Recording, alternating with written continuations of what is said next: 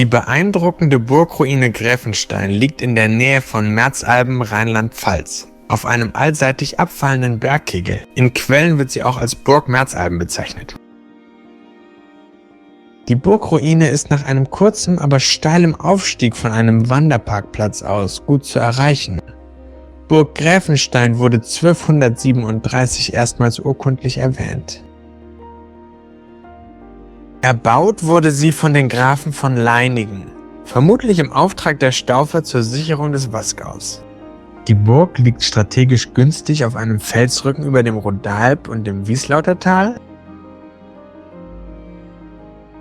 Erreicht man die Kuppe des Bergkegels, erblickt man von Norden auf den vorgelagerten Eingang mit Zwinger, der zur Unterburg führt. Sie erstreckt sich ringförmig um den Felsen, auf dem sich die Oberburg befindet.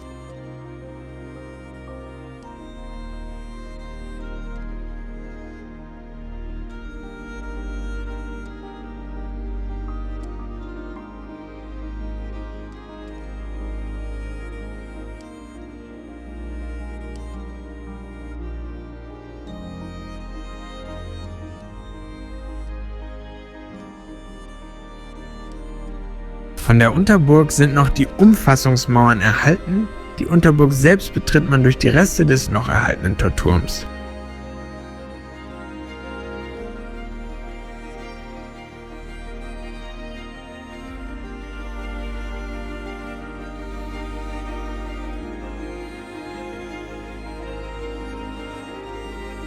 Entlang der Ringmauer der Unterburg sind Reste von zweigeschossigen Wohngebäuden erhalten und an vielen Architekturdetails und Kaminen und Fenstern erkennbar.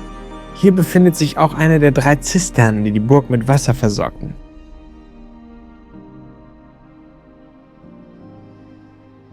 Eine Besonderheit der Burg ist der 7-eckige Bergfried, der sich von dem Felssockel der Oberburg erhebt und dessen erhaltener Rest noch heute eine Höhe von rund 18 Meter hat.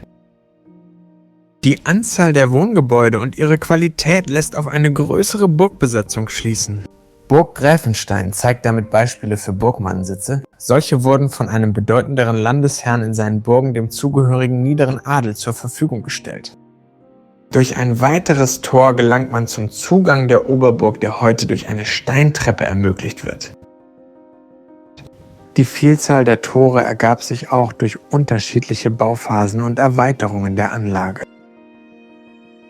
Beim Betreten der Oberburg gelangt man in den Palas mit seinen angrenzenden Türmen und dem Zugang zum Bergfried.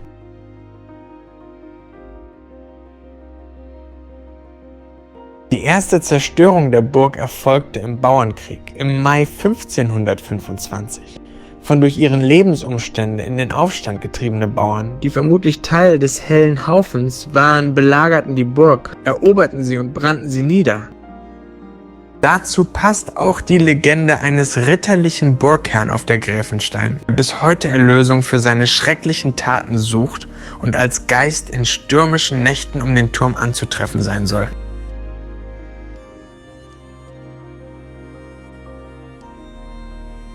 Der Ausblick vom Bergfried auf die Anlage und die Umgebung ist atemberaubend und sehr empfehlenswert.